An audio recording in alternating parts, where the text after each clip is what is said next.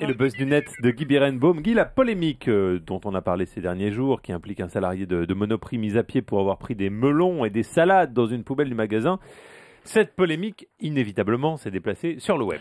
Alors oui, vous vous souvenez bien sûr de l'affaire qui a fait la une de tous les médias il y a quelques jours, le malheureux salarié marseillais qui avait récupéré ses fameux 6 melons et 2 salades, je crois, dans la poubelle du Monoprix où il travaille et que sa direction menaçait de virer.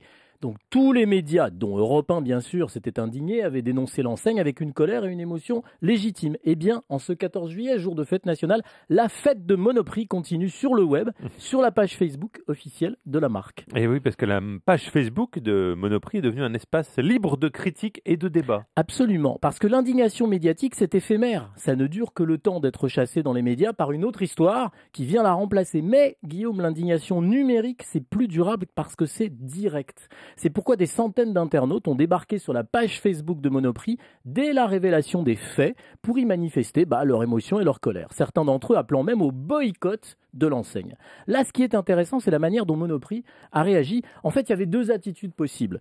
Verrouiller la page, effacer les attaques, supprimer les critiques et les insultes, une stratégie dure. Que vous auriez dénoncé. Oh, forcément, dès le lendemain matin. Alors ça, c'était la stratégie porteuse de conflit, si vous voulez. Mais mieux conseillé que ça, c'est une seconde posture qu'a adoptée Monoprix en affirmant que les messages ne seraient pas censurés, puis en acceptant de répondre aux internautes en colère et en publiant systématiquement sur la page les communiqués de presse justifiant l'attitude de l'enseigne. Donc d'une histoire lamentable, appelons les choses par leur nom, est finalement sortie une gestion numérique de la crise plus qu'honorable. De toute façon, il valait mieux. Sinon, le bad buzz aurait pu prendre des proportions inquiétantes.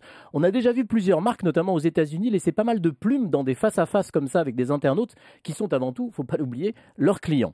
C'est donc sur cette page riche aujourd'hui de plus de 110 000 fans qu'un community manager, ça s'appelle comme ça, de Monoprix, est venu préciser le 8 juillet que le salarié ne serait pas licencié, mais mis à pied une journée. Monoprix a expliqué sa décision. Un salarié ne doit pas emporter ou utiliser sans autorisation de la marchandise destinée à être jetée, et ceci dans un but de sécurité alimentaire. En fait, c'est ça qui nous manquait.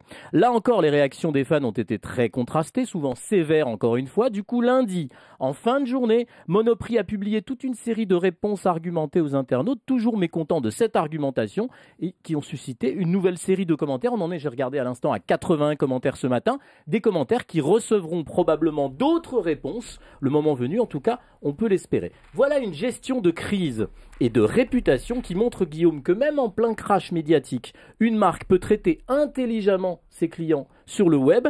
Moi, j'en connais quelques-unes qui pourraient en prendre de la graine. Si vous voulez, j'ai les noms, je peux faire la liste, mais peut-être vous n'allez pas être d'accord, parce qu'il y a peut-être des annonceurs d'Europe 1, on ne sait pas. Ah bah non, allez-y, vous pouvez. Je sais pas, Total, par exemple, vous voyez, des trucs d'essence, des choses comme ça.